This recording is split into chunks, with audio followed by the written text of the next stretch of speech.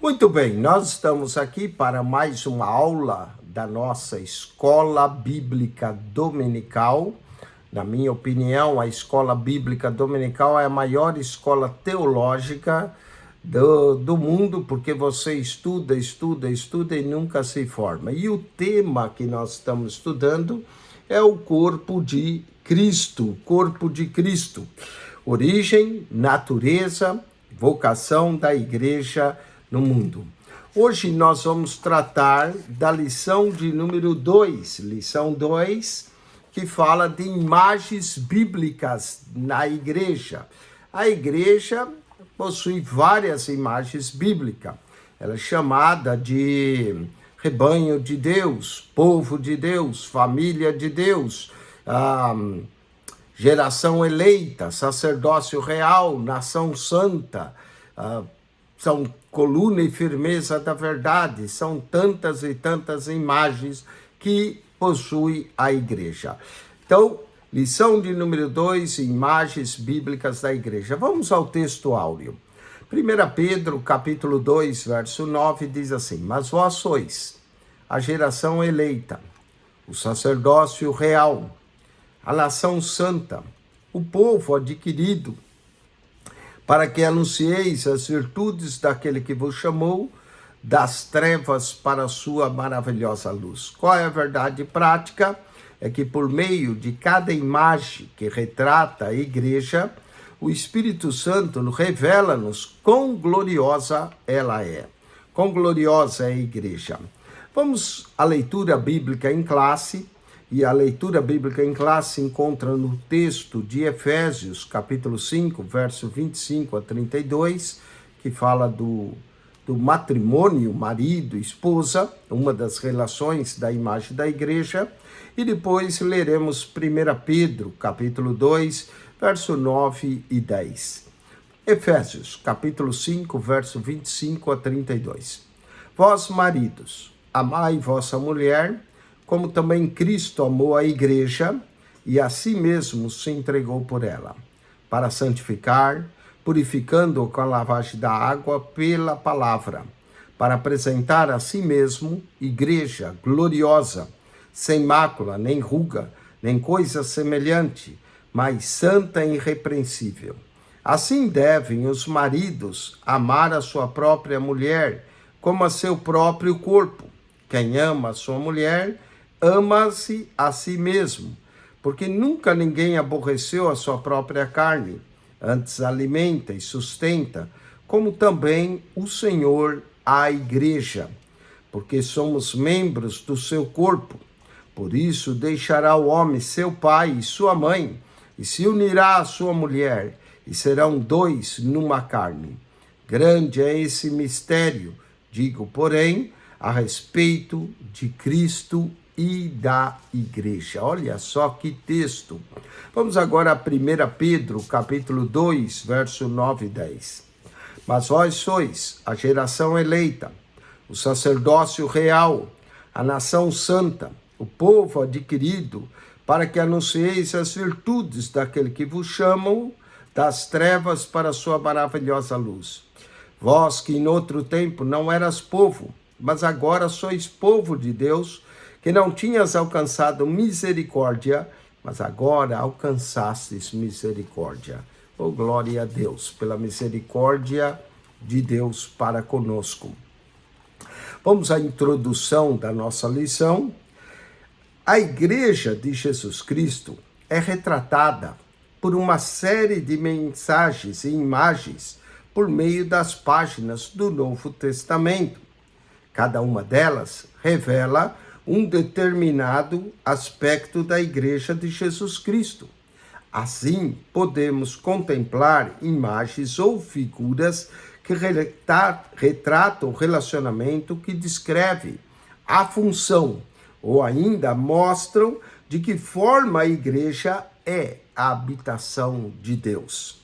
Por isso, nessa lição, estudaremos as principais imagens bíblicas, não dá para ver todas, a respeito da Igreja de Cristo, que comunicam o relacionamento e a função e a habitação dessa instituição criada por Deus. A palavra-chave aqui é imagem. Vejamos algumas delas. Imagens que descrevem um relacionamento. A imagem que descreve o relacionamento, a primeira delas é a noiva de Cristo. Sem dúvida alguma, a imagem da igreja como noiva de Cristo é uma das mais belas das Escrituras. Na verdade, a Bíblia usa tanto figura da noiva como a do esposo para representar a igreja. E primeiramente a igreja é descrita como uma virgem pura, 2 Coríntios, capítulo 11, verso 2. Convém destacar que a palavra virgem, que vem do grego de patenos, traduzida em 2 Coríntios 11, 2, como virgem pura, é usada em relação a uma donzela que ainda não contraiu núpcias. É uma figura da igreja como noiva, trazendo uma ideia de castidade, de pureza e de fidelidade. E assim deve ser a igreja de Cristo, pura e fiel ao seu noivo Cristo Jesus. Outra figura da igreja, a número 2 aqui, a esposa de Cristo. Noiva é uma coisa, esposa já é um relacionamento mais profundo. A esposa de Cristo. Paulo retrata também de forma vívida, e foi o texto que nós lemos, a imagem da igreja como esposa. Efésios, capítulo 5, verso 25 e 26. Assim, a igreja que é destacada pela pureza da noiva, que se torna esposa, e também a esposa fiel, que deve ser amada. Mas devemos ressaltar que esse relacionamento de Cristo com a igreja é fundamentado no amor. Cristo amou a igreja e se entregou por ela, conforme Efésios 5, 25. Não é como um relacionamento frio, indiferente, mas está fundamentado e apenas fundamentado num dever, mas retrata sim um relacionamento fundamentado sobretudo num relacionamento de amor, numa realidade de amor que se entrega, que sacrifica, e isso faz com que a igreja se submeta a Cristo. Cristo cuida da igreja, Cristo zela pela igreja, e ele faz tudo isso porque a ama. Essa imagem de relacionamento amoroso entre Cristo e a sua igreja deve ser o parâmetro para o relacionamento também de todos os casais cristãos, uma imagem de amor. Vamos à terceira, rebanho de Deus. Quando reuniu os presbíteros na cidade de Éfeso, o apóstolo Paulo os exortou, Atos 20, 28, que cuidassem do rebanho de Deus. Aqui a igreja é retratada como um rebanho de ovelhas, né? Até a imagem que aparece aqui é de um rebanho. O rebanho de Deus. É uma metáfora que ilustra a relação existente entre a ovelha e o pastor. E quantos de nós não gostam de falar o Salmo 23? O Senhor é o meu pastor, nada me faltará. Paulo deixa claro que esse rebanho custou um alto preço, custou o sangue de Jesus. Pedro também menciona isso.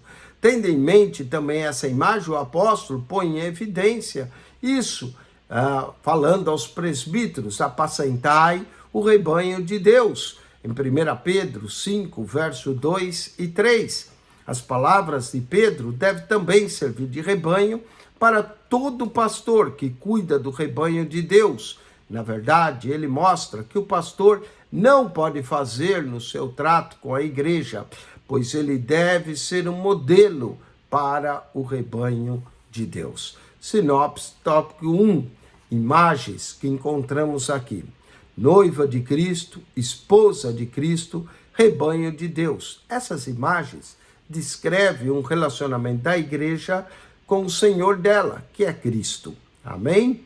Vamos ao tópico de número 2. Falamos das imagens de relacionamento. Falamos agora das imagens que descrevem função. Isso encontramos em Pedro. Geração eleita, sacerdócio real, nação santa, povo adquirido. Assim, um povo de Deus, como no antigo pacto da aliança, Êxodo 19, verso 5, 6, que era Israel, Isaías 43, 3, da mesma forma, Deus possui agora um novo pacto com a igreja. Jesus fez uma nova aliança. Falemos de cada uma delas. Geração eleita. A palavra grega, genos, traduzido aqui como geração, também possui o sentido de raça, raça eleita. O Novo Testamento mostra que em Cristo, tanto judeus como gentios fazem parte de uma só geração, ou seja, de uma só raça. Antes havia judeus e gentios, mas aqui é uma raça só, por causa do que eles têm em comum. Aqui não há distinção de raça, de cor, sexo ou status social, rico ou pobre. Aqui todos somos um em Cristo. Em Cristo todos vão formar essa geração eleita. Vamos à segunda imagem aqui, sacerdócio real. Em sua primeira carta, o apóstolo Pedro descreve os crentes que formam a igreja de Cristo como os que exercem um sacerdócio real. Lembrando a imagem que o povo de Deus deveria ser um povo sacerdotal. Essa imagem vem do antigo sistema sacerdotal levítico. Na antiga aliança, Deus escolheu uma família, a família de Arão, para oficiar como sacerdotes, que eram da tribo de Levi. Da mesma forma, no Novo Testamento, ele faz uma nova aliança. Contudo, há uma diferença fundamental entre o sacerdote exercido debaixo da antiga aliança e aquele que é exercido na nova aliança. Essa função era reservada na antiga aliança para apenas uma tribo, a tribo de Levi. Dessa forma, a família agora escolhida para essa missão na antiga aliança foi a de Arão. Por outro lado, debaixo da nova aliança, todo cristão é um sacerdote. Agora, todo cristão tem o privilégio de queimar o seu incenso, que são as nossas orações diante de Deus. Apocalipse 5:8, isto é, de exercer um ministério de oração, de intercessão diante de Deus. Salmo de número 141, verso 2. Vamos à terceira imagem. Nação santa e povo adquirido. Ambos os termos vêm adjetivos, mostrando que essa nação e esse povo eram e representavam o que deveriam ser, santos. Mas sede santo, porque eu, Senhor, sou santo. Não era uma nação, um povo qualquer. É uma nação diferenciada, separada, santa. É um povo que foi adquirido, comprado pelo sangue de Jesus. Apocalipse 5:9. Essa é uma figura muito forte para retratar uma igreja que deve ser inteiramente consagrada e separada para Cristo. Vamos ao segundo imagem, corpo de Cristo. Novamente tem a ver com a função. Essa é uma das imagens também frequentes no Novo Testamento para relatar a igreja. A igreja é o corpo de Cristo. Não é apenas uma organização, mas a igreja é um organismo, e um organismo vivo, um organismo que se compara a um corpo. O corpo, para ser corpo, tem que estar vivo, não pode estar morto, não é? Apesar que o corpo morto se decompõe, mas o corpo vivo se mantém. A analogia da igreja como um corpo é significativa. Primeiro, porque retrata harmonia e unidade, que deve haver no corpo. No corpo humano, tudo está em seu devido lugar. 1 Coríntios 12:12. Todos os membros devem cooperar um para com o outro para o bom funcionamento do corpo. 1 Coríntios 12, verso 21, 22, verso 25. Logo, e nenhum membro faz menos parte do corpo que os demais. Todos os membros de nosso corpo são necessários. A variedade de órgãos, membros, funções constitui, assim, a vida física do corpo. Nenhum órgão pode estabelecer um monopólio no corpo, assumindo a função dos outros. Todos cooperam. Um corpo não é constituído por um só órgão, mas por todos. Seria uma monstruosidade se o corpo tivesse apenas um órgão, o olho, a boca, o ouvido. Tem que ser todos cooperando. Vamos a sinopse tópico 2. Imagens como geração eleita, sacerdócio real, nação santa, povo adquirido e corpo de Cristo, descreve a função que a igreja exerce diante de Deus e do mundo.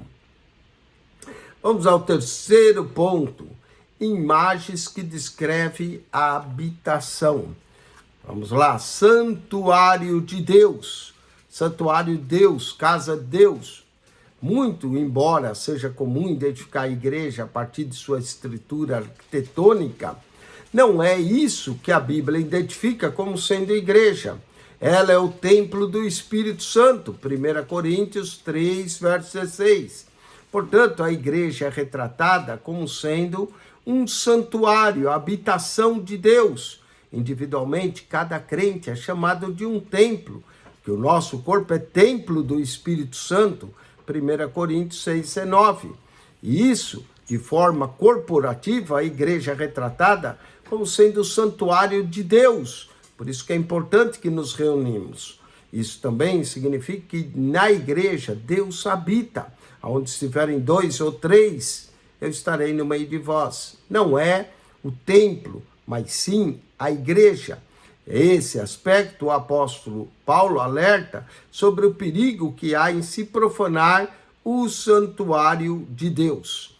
Vamos ao segundo ponto, casa de Deus. A igreja é descrita como sendo a casa de Deus. 1 Timóteo 3,15. Esse conceito da igreja como sendo casa de Deus, ela deriva do Antigo Testamento, em que o povo de Deus é retratado como casa ou família de Deus. A nação de Israel floresceu a partir da família de Jacó. Isso nos faz ver a importância da igreja como uma instituição social na base da sociedade. A igreja é composta de várias famílias que formam a família de Deus. Uma igreja forte é formada por famílias igualmente fortes. O inverso também é verdade. Famílias fracas tornam-se igrejas fracas. Uma igreja só será forte se as famílias que a compõem forem famílias fortes. Por trás de muitos problemas sociais está a desestruturação familiar. A recomendação de Paulo em 1 Timóteo revela que a igreja se orienta por um padrão moral que deve nortear seu comportamento na sociedade. Vamos ao terceiro ponto, dessa terceira parte da nossa lição. O privilégio de ser a igreja. À luz daquilo que estudamos nessa lição, podemos fazer algumas considerações. Primeiro, a Igreja de Cristo é uma instituição que é formada por salvos, que se relacionam com Deus, por isso eles fazem parte do seu rebanho. Segundo, a Igreja de Cristo é uma instituição formada de salvos que exerce uma função sacerdotal diante de Deus, perante o mundo. E, finalmente, podemos dizer que a Igreja de Cristo é uma instituição em que Deus habita e vive. É um privilégio fazer parte da Igreja de Cristo. Sinopse do tópico 3.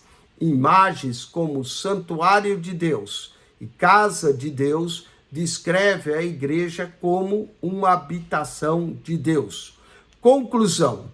Nessa lição, aprendemos que através das imagens bíblicas, o que a igreja é e o que importa que ela tem são figuras que nos ajudam a compreender a igreja, tanto em aspecto institucional como funcional. Assim, essas imagens ajudam o crente a descobrir qual o seu lugar na igreja, o corpo de Cristo. Dessa forma, podemos cooperar melhor com a igreja para o perfeito funcionamento de uma igreja local. Revisando o conteúdo, de acordo com a lição, como a igreja é descrita, vejamos aqui a revisão desse conteúdo com algumas perguntas. De acordo com a lição, como a igreja é descrita primeiramente? Primeiramente, a igreja é descrita como uma virgem pura. 2 Coríntios, capítulo 11, verso 2.